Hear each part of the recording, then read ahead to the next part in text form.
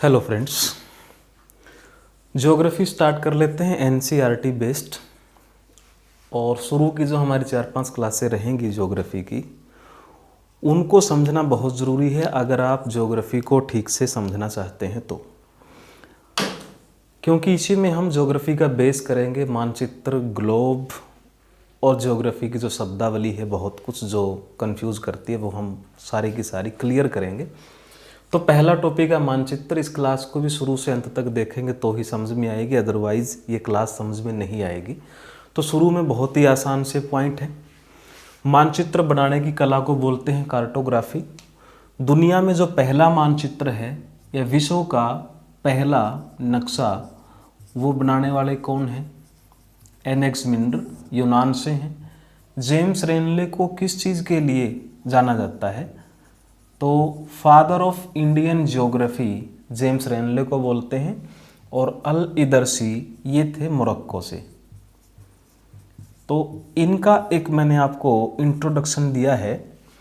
अब देखिए, एनेक्समिंडर ने ये 600 शताब्दी ईसा पूर्व है जो दुनिया का पहला मैप बनाते हैं, एनेक्समिंडर। जेम्स रेनले ने भारत के भूगोल, मतलब उसमें इनका योगदान है, इसलिए इनको फादर ऑफ इंडियन ज्योग्राफी या भारतीय भूगोल का पिता मानते हैं। तो पहला मैप भी यही बनाते हैं। अल इदरसी, इनका जो हमारे पास एनसीईआरटी में है 1154 के अंदर, ये एक वर्ल्ड मैप बनाने की कोशिश करते हैं। जेम्स रेनले ने भी क्लाइव के कहने से भारतीय उपमहाद्वीप का चित्र बनाया था। तो ये तो है पॉइंट इनके के मानचित्र में। ये इस मैप की हिस्ट्री में सबसे ज़्यादा योगदान किनका है? तो दुनिया का पहला नक्शा एनेक्समिंडर, भारत का पहली बार क्लाइव के कहने से पूरे भारतीय उपमहाद्वीप का, क्योंकि तब तो भारत ही था सारे का सारा। और अल इदरसी ने 1154 में, लेकिन अल इदरसी के इस मैप को इतनी मान्यता नहीं है क्योंकि इसने उल्टा मैप बनाया था। भारत को वहाँ बना दिया जहाँ पर श्रीलंका है और श्रीलंका को ऊपर ले आया, लेकिन एक शुरुआत तो थी। तो ये तो हैं इन लोगों के नाम जिनका मानचित्र में अहम योगदान है। तो भारत का भी हमने इसमें लिखा कि योगदान किसका है। अब देखें, किसी भी मानचित्र को समझने के लिए हमें सबसे पहले क्या पता हो? दिशा, दूरी और प्रतीक। दिशा आप सभी को पता होगा। जो कुल दिशाएं हैं वो हैं 8।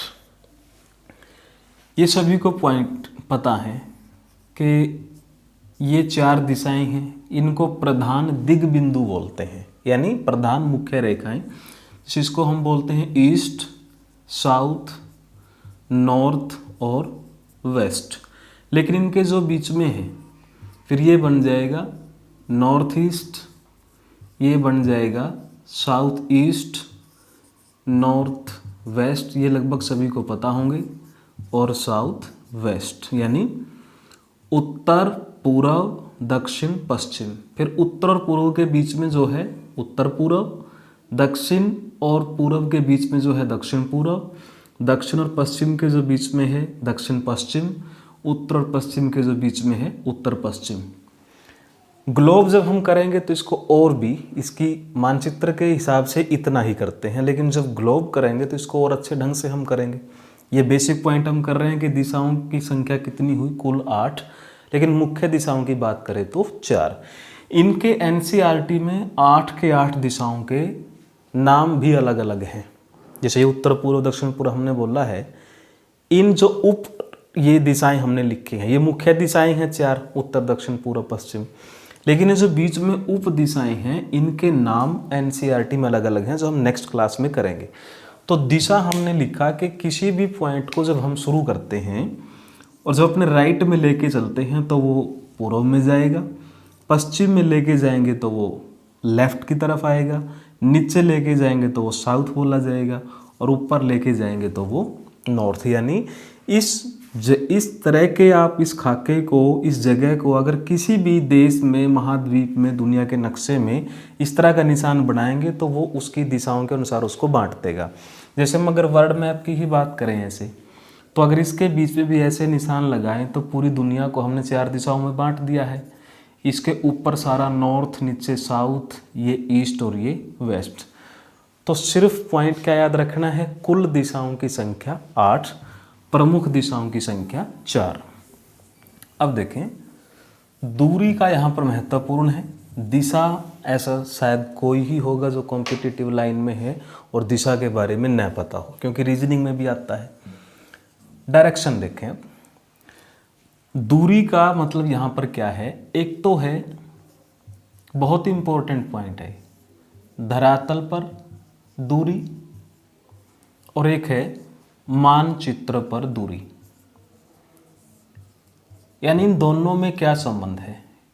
भारत और ऑस्ट्रेलिया जमीन के ऊपर एक्चुअल में, धरातल का मतलब है रियल डिस्टेंस, पृथ्वी के ऊपर भारत और ऑस्ट्रेलिया के बीच में कितनी दूरी है और एक ऑथेंटिक मैप के ऊपर वो दूरी कितनी दिखाई गई है। तो धरातल पर दूरी अगर 100 किलोमीटर है तो मानचित्र पर वो दूरी कितनी दिखाई जाएगी, 1 सेंटीमीटर दिखाई जाएगी। ये कितना ज़बरदस्त पॉइंट है समझने का ज्योग्राफी को। इसमें स्केल यूज़ करेंगे हम कि अगर मानचित्र पे दो जगहों के बीच की दूरी 1 सेंटीमीटर है तो इसका मतलब रियल में उनके बीच का गैप 100 किलोमीटर मिलेगा। यानी अगर हम मानचित्र पे पॉइंट ए, ये कोई भी देश हो सकता है, पॉइंट सी, ये कोई भी देश हो सकता है, अगर इसको हम स्केल से मापते हैं और यहाँ पर दूरी हमें 10 सेंटीमीटर मिलती है तो इसका मतलब उनके बीच में स्केल की दूरी 10 सेंटीमीटर है तो एक्चुअल जो डिस्टेंस है वो हमें 1000 किलोमीटर मिलेगा, क्योंकि 1 सेंटीमीटर बराबर है 100 किलोमीटर के माना जाता है। तो डायरेक्शन आप समझ रहे होंगे कितना इम्पोर्टेंट पॉइंट है। अब देखें दूसरा पॉइंट, डायरेक्शन का ही बहुत कम्प्लेक्स मैं इसको लेके जा रहा हूँ और मैं नहीं चाहता कि केवल आसान चीज़ें ही आपको पता हों। यहाँ पर एक होता है लघु मानचित्र, ये मानचित्र के टाइप्स हैं। लघु मानचित्र, एक है वृहत मानचित्र। अब देखिए, लघु मानचित्र या छोटे मानचित्र पे किसको दर्शाया जाता है। लघु मानचित्र पे दर्शाया जाता है बड़े स्थानों को, और वृहत मानचित्र पे किसको दर्शाया जाता है, छोटे स्थानों को। अब ये बिल्कुल कंट्राडिक्टरी पॉइंट हमें लगता है कि वृहत का मतलब यहाँ पे बड़े से है, वृहत बड़ा, तो अब लगता है कि लघु मानचित्र पे तो छोटे स्थान आने चाहिए और वृहत मानचित्र पे बड़े आने चाहिए। लेकिन जितनी जगह छोटी हो जाती है उसको उतना ही बड़ा करके देख सकते हैं। अगर ये पॉइंट समझ में आएगा तो दोनों पॉइंट समझ में आ जाएंगे। अगर हमें बहुत से देशों को एक जगह पे दिखाना है तो उनका मैप हमें, या उन देशों का मैप भी छोटा छोटा बनाना पड़ेगा। लेकिन सिर्फ एक ही शहर की बात हो तो उसको और ओपन करके हम देख सकते हैं, क्योंकि हमारे पास स्पेस होता है। लेकिन जब बड़े स्थान एक जगह पे इकट्ठा करने हो तो उनको बहुत बड़े में एक एक देश को नहीं बना सकते हम, तब दुनिया का मैप हो। अब यहाँ पर आप देखें, लघु मानचित्र में मान के चलिए कि हम विश्व का मानचित्र बनाते हैं और वृहत में हम किसका बनाएंगे, भारत का। तो तुलनात्मक रूप से बड़ा स्थान कौन है, तो कंपैरेटिवली बड़ा स्थान है वर्ल्ड और छोटा स्थान है भारत। तो अगर हम यहाँ पर विश्व के मानचित्र को बहुत बड़े बड़े देश बनाने लगेंगे तो मानचित्र बनेगा ही नहीं। तो विश्व का मानचित्र बनाना है तो देशों को छोटा छोटा दिखाना पड़ेगा, इसलिए इसको हम लघु मानचित्र बोल देते हैं। लेकिन सिर्फ भारत की बात हो तो भारत को हम ठीक से एक देखने लायक, समझने लायक थोड़ा बड़ा उसको बना सकते हैं। लेकिन अब यहाँ पर लघु मानचित्र में आप देखें, अगर हम भारत का मैप बनाते हैं और यहाँ पर किसका मैप बनाएं, यहाँ पर हरियाणा का बनाएं, तो ये जगह और छोटी हो गई है। इन्हें लघु मानचित्र और वृहत मानचित्र का मतलब तुलनात्मक रूप से है। तो भारत यहाँ पर क्या है, बड़ा है, क्योंकि इसमें हमें 28 राज्य दिखाने पड़ेंगे, तो इसलिए इसके मुकाबले छोटा बनाना पड़ेगा। लेकिन सिर्फ एक ही स्टेट बनाना हो तो उसको हम थोड़ा सा बड़ा बना सकते हैं, उसके सारे डिस्ट्रिक्ट लिख सकते हैं। लेकिन जितने जगह ज़्यादा होती जाएंगी उतने ही उसका साइज हमें छोटा करना पड़ेगा। इसीलिए लघु मानचित्र पे बड़े स्थानों को और वृहत मानचित्र पे छोटे स्थानों को दिखाया जाता है। यानी अब अगर हम हरियाणा का मैप बनाएं और किसी डिस्ट्रिक्ट का मैप बनाएं तो डिस्ट्रिक्ट का मैप ज़्यादा बनेगा, बड़ा बनेगा, क्योंकि डिस्ट्रिक्ट में हम सारे गाँव को इंक्लूड कर सकते हैं फिर। तो ये मेरे ख्याल में एक्सप्लेनेशन आपको कुछ समझ में आई होगी। समझ में न आई हो तो आप कमेंट कर सकते हैं, मैं इसको नेक्स्ट क्लास में भी थोड़ा सा समझाऊंगा आपको, अगर समझ में नहीं आता है तो लघु मानचित्र, वृहत मानचित्र। अब देखें, जब हमें, अब इनको एक बार फिर लिख लीजिए। अब ये कॉम्प्लेक्स पॉइंट है इसमें पूरी क्लास में। एक तो हमने लिखा लघु मानचित्र, एक हमने लिखा है वृहत मानचित्र। लघु मानचित्र पे बड़े स्थान आए तो इसलिए इसको क्या बोल सकते हैं हम, बड़े पैमाने का मानचित्र। लघु मानचित्र में बड़े स्थान आए हैं इसलिए क्या बोल देते हैं, बड़े पैमाने का। वृहत मानचित्र में क्या है, छोटी जगह आए हैं तो इसको क्या बोल सकते हैं, छोटे पैमाने का, यानी इस पे छोटी जगह दिखाई जा रही है। तो अब देखें, जितना मानचित्र छोटा है और जगह ज़्यादा है तो वहाँ पर 1 सेंटीमीटर बराबर है रहेगा 100 किलोमीटर के, और जितनी जगह छोटी है, मानचित्र बड़ा है, तो 1 सेंटीमीटर बड़ा यहाँ पर किसके बराबर माना जाएगा, 100 मीटर के। तो यहाँ पर अगर हमारे पास 5 सेंटीमीटर है तो वो किसके बराबर आएगी, यहाँ पर 500 मीटर के, और अगर यहाँ पर 5 सेंटीमीटर है तो वो किसके बराबर रहेगी, 500 किलोमीटर के। तो आपको एक चीज़ ध्यान रखनी है, समझने का पॉइंट है, रिजल्ट सिर्फ इसका एक है, जितना ज़्यादा जगह को हम दिखा रहे हैं उतने ही सेंटीमीटर उस जगह पे ज़्यादा किलोमीटर के बराबर रहेंगे। इन्हें लघु मानचित्र में बड़ी जगहों को दिखाया और ज़्यादा जगहों को दिखाया तो 1 सेंटीमीटर किसके बराबर हो गया, 100 किलोमीटर के। वृहत मानचित्र में हमने कम चीज़ों को दिखाया लेकिन मानचित्र बड़ा बनाया तो वहाँ पर 1 सेंटीमीटर किसके बराबर रहेगा, 100 मीटर के। यानी लघु मानचित्र पे बड़े पैमाने का मानचित्र है, जगह ज़्यादा है, इसीलिए 1 सेंटीमीटर 100 किलोमीटर के, क्योंकि वहाँ पर नज़दीक नज़दीक बनेंगे। भारत और ऑस्ट्रेलिया हो सकता है कि बिल्कुल बहुत कम डिफरेंस दिखाए, लेकिन डिफरेंस एक्चुअल तो ज़्यादा है ना, तो उसको बैलेंस करने के लिए सेंटीमीटर के किलोमीटर बढ़ा देंगे। लेकिन कैथल की कुरुक्षेत्र के बीच की दूरी हरियाणा के मैप में वो क्या है, वो भी नज़दीक दिखानी पड़ेगी।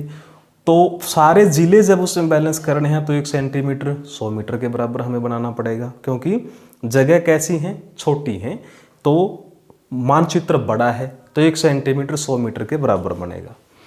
तो लघु मानचित्र पे बड़े पैमाने का और वृहत मानचित्र छोटे पैमाने का। अब देखिए, ये तो हुई हमारी दूरी, कुछ कुछ समझ में आया होगा। फिर है सिंबल्स, प्रतीक।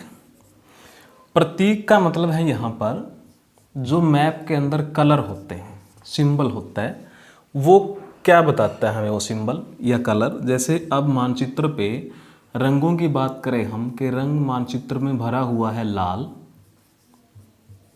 काला, पीला, हरा, नीला और भूरा। मानचित्र पे हमें ये कलर आमतौर पर ज़्यादा मिलते हैं। तो जो रेड कलर है वो किसको बताता है, सड़क मार्गों को दर्शाता है। काला रंग दिखाता है खनिजों की अधिकता को, यानी जिस जगह भी ब्लैक कलर है वहाँ पर रिसोर्स हैं, मिनरल्स हैं। पीला रंग किसको बताता है, पठारों को बताता है। हरा रंग मैदान, नीला रंग जो यहाँ पर महासागर हैं, नदियाँ हैं, झीलें हैं, और भूरा रंग पर्वतों को। एक चीज़ और आप देखें, नेक्स्ट क्लास में हम करेंगे पठार की भी डेफिनेशन है, मैदान किसको बोलते हैं, पर्वत किसको बोलते हैं, महासागर किसको बोलते हैं, सागर किसको बोलते हैं, समुद्र किसको बोलते हैं, झील किसको बोलते हैं, खाड़ी किसको बोलते हैं, वो सब हम क्लियर करेंगे। क्योंकि पठार, मैदान, पर्वतों की भी अलग अलग डेफिनेशन है। NCERT 6th क्लास की हम बात यहाँ पर कर रहे हैं। तो अगर हमें मानचित्र पे ये कलर दिखाई देता है, किसी भी जगह पे भरा हुआ है, तो हमें मान लेना चाहिए कि वो कहाँ दिखा रहा है। जैसे एक रंग और इसमें हम कर लेते हैं, जैसे हमारे सफ़ेद रंग है तो इसका मतलब बर्फीले इलाके की बात कर रहा है। जैसे हमारा लद्दाख है और जम्मू कश्मीर की कुछ जगह हैं तो वहाँ पर सफ़ेद रंग दिखाया जाएगा। जो हमारा उत्तर भारत का इलाका है वो भूरे रंग से दर्शाया जाए क्योंकि पर्वत है।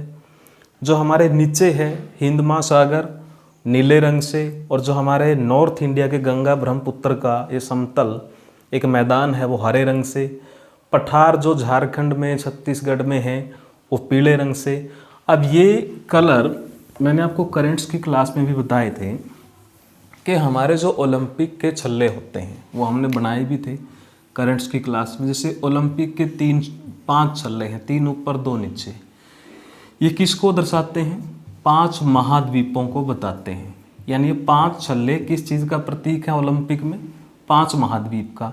अब इनमें कलर भी अलग अलग हैं, ब्लैक है, रेड है, ग्रीन है, येलो है और ब्लू है। तो ये महाद्वीपों को बताते हैं। जैसे ब्लू कलर है वो किसको बताता है? ये हमने किया हुआ है इसलिए इसको शॉर्ट में कर रहे हैं। ब्लू बताता है यूरोप को। येलो यानी पीला रंग ये किसके लिए है ओलंपिक के ध्वज में? ये आता है ऑस्ट्रेलिया के लिए, सॉरी ये आता है एशिया के लिए पीला रंग। जो ग्रीन है वो ऑस्ट्रेलिया के लिए है। जो रेड कलर है वो नॉर्थ और साउथ अमेरिका को एक ही गिनता है, सिर्फ अमेरिका महाद्वीप। और जो ब्लैक है वो किसके लिए है? वो अफ्रीका महाद्वीप के लिए है। तो ये ओलंपिक के ध्वज में जो 5 कलर हैं, काला महाद्वीप अफ्रीका को बोलते हैं, लाल महाद्वीप अमेरिका को बोलते हैं, हरा महाद्वीप या जो ओलंपिक में के ध्वज में जो सिंबल है वो तो इन्हीं के लिए आ रहा है। लेकिन हमने ये भी देख लिया है कि इन रंगों का महत्व किस चीज़ को बताने के लिए होता है। अब यूरोप है जैसे तो नीला इसको बोला गया क्योंकि यूरोप में फिनलैंड भी है जहाँ पर 50,000 झील हैं, बर्फीला इलाका है, बर्फ़ टूटती रहती है, बिल्कुल जो शुद्ध बर्फ़ होती है उसको भी ब्लू आइस बोलते हैं। तो वहाँ पर पानी की जो है मात्रा बहुत ज़्यादा है इसीलिए उसको ब्लू से बोलते हैं। अब किसी महाद्वीप को सफ़ेद नहीं बोला गया, लेकिन अगर अंटार्कटिका को इसमें जोड़ते तो उसमें सफ़ेद ज़रूर आता। तो ये है हमारे पास सिंबल्स। अब देखें ये सिंबल्स हमने यहाँ पर किए। अब हम मानचित्र के टाइप्स लिख लेते हैं। जैसे 3 से 4 टाइप्स हैं, 2 हमने कर लिए लघु और वृहत मानचित्र। एक है हमारे पास भौतिक मानचित्र। तो भौतिक मानचित्र फिजिकल जो मैप है उसमें क्या दिखाया जाएगा? उसमें पर्वत, पठार, नदियाँ, महासागर यानी प्राकृतिक जितने भी हमारे लोकेशन होते हैं, प्राकृतिक जितनी भी हमारी चीज़ें हैं वो सब दिखाई जाएंगी भौतिक मानचित्र में। एक होता है राजनीतिक मानचित्र। तो राजनीतिक मानचित्र में क्या होगा? गांव, गांव से शहर, शहर से राज्य, राज्य से फिर देश, दुनिया, ये दिखाए जाएंगे। या फिर इनके बीच में जो बाउंड्री है, बीच में जो सीमा है वो दिखाई जाएगी राजनीतिक मानचित्र में। नहीं, पॉलिटिकल में क्या होगा? बाउंड्री ही होती है। राजनीति का मतलब ही सीमाओं से होता है राजनीतिक। फिर है थीमेटिक मानचित्र। थीमेटिक मानचित्र का मतलब होता है कोई विशेष, सिर्फ एक चीज़ का।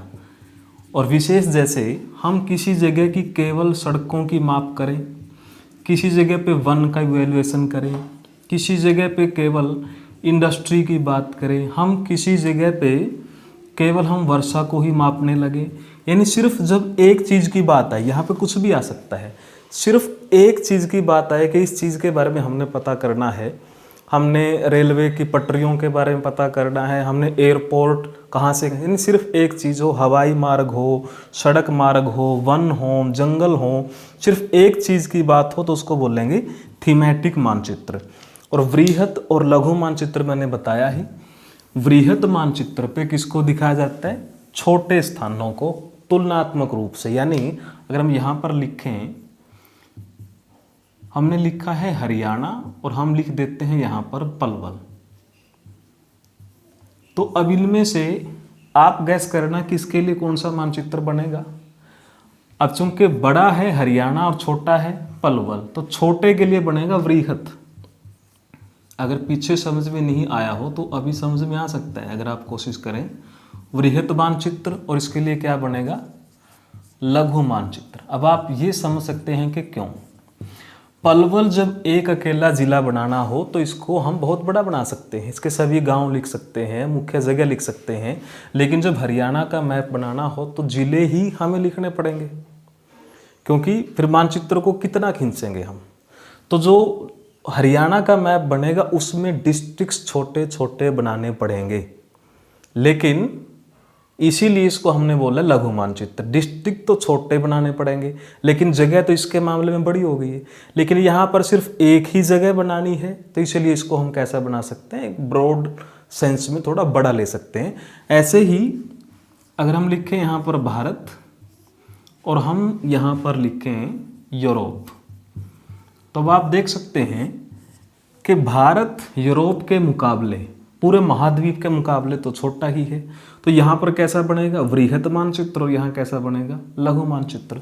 तो तुलनात्मक रूप से जो जगह बड़ी हो और कई जगहों को एक मैप में लेके आना हो तो उसको बोलेंगे लघु, और जगह छोटी हो एक ही जगह पे बनानी है तो उसके लिए बड़ा मानचित्र बना सकते हैं, इसलिए उसको बोलते हैं वृहत मानचित्र। तो भौतिक, राजनीतिक, थीमेटिक, एक दो पॉइंट और है इसका, वो हम कर लेते हैं साथ में। जैसे एक हमारे पास होता है, उसको मानचित्र नहीं बोलते, उसको बोलते हैं रेखा चित्र। बहुत इंपॉर्टेंट है। रेखा चित्र का मतलब क्या है? बिना पैमाने का एक मानचित्र। बिना पैमाने का, बिना पैमाना मतलब, पैमाने का मतलब क्या है? यहाँ पर स्केल, कोई मीटर किलोमीटर का ख्याल नहीं है, कोई लघु वृहत का ख्याल नहीं है। आप कह सकते हैं कि हमने एक याददाश्त के आधार पे, एक आइडिया के आधार पे एक मैप को बनाया, तो उसको मानचित्र की हम संज्ञा नहीं दे सकते, मानचित्र का टाइटल नहीं दे सकते, उसको हम बोलेंगे रेखा चित्र है। यानी उसकी ऑथेंटिसिटी या उसकी जो आप कह सकते हैं कि मान्यता है वो बहुत कम रहेगी। तो रेखा चित्र एक होता है खाका। खाके का मतलब होता है एक कच्चा आरेख। कच्चा आरेख का मतलब है कि हमें उसको कुछ नहीं मानना, अभी सिर्फ अनुमान के आधार पे एक छोटे क्षेत्र को बड़े पैमाने पे बनाया है। छोटे क्षेत्र को बड़े पैमाने पर, इसका मतलब क्या है? जैसे हमारा हिमालय का क्षेत्र है, और हिमालय के क्षेत्र में भी हम केवल उत्तराखंड के किसी एक क्षेत्र विशेष के पहाड़ी इलाके की बात करें, और उसकी आसपास की जो है एक्चुअल में नहीं भी है, हम कोशिश करें कि यहाँ से रास्ता बन सकता है, वहाँ से बन सकता है, वो हमने एक ब्लूप्रिंट टाइप हमने अपने सामने रखा हुआ है। आपने फिल्मों में कई जगह पे देखा होगा कि पहाड़ी इलाकों की बात कर रहे हैं कि यहाँ से जा सकते हैं, वहाँ से जा सकते हैं, तो उसको हम बोल सकते हैं खाका। वो एक खाका होता है, न मानचित्र की कैटेगरी में होता वो, न रेखा चित्र की कैटेगरी में होता। तो छोटे क्षेत्र को बड़े पैमाने पे और अपने ढंग से उसको डिजाइन करना, जो वहाँ पर चीज़ें नहीं भी हैं, तो उसको बोलते हैं हम खाका। और रेखा चित्र बगैर स्केल का एक मैप यहाँ पर। दोस्तों, ये क्लास आपको कैसी लगी, कितना समझ में आया, एक कमेंट ज़रूर करना। और आपसे जो उम्मीद है वो भी वैसे तो पूरी नहीं हो रही है। 800 से ज़्यादा लोग जुड़े हुए हैं, लेकिन उसका आधे का आधा भी आप रिस्पॉन्ड नहीं करते। रिस्पॉन्स करने में तो मेरे ख्याल में कुछ नहीं जाता। मैं नहीं कहता कि आप इसको शेयर करें, ये करें, कम से कम जो हैं आप वो तो इस पे कम से कम थम्स अप और आप बताएं कि हम जुड़े हुए हैं, ताकि हमें भी कॉन्फिडेंस मिले। नई नई चीज़ें, इस तरह की चीज़ें हम यहाँ पर कर सकते हैं जो आप ऑफलाइन जो क्लासेस होती हैं वहाँ भी बहुत बाद में मिलती हैं, लेकिन यहाँ पे आप सिर्फ कमेंट करेंगे और आपको क्लास मिल जाएगी। तो आपसे उम्मीद यही रहेगी और जुड़े रहिए, जोड़िए अपने दोस्तों के अगर आपको अच्छा लगता है। धन्यवाद।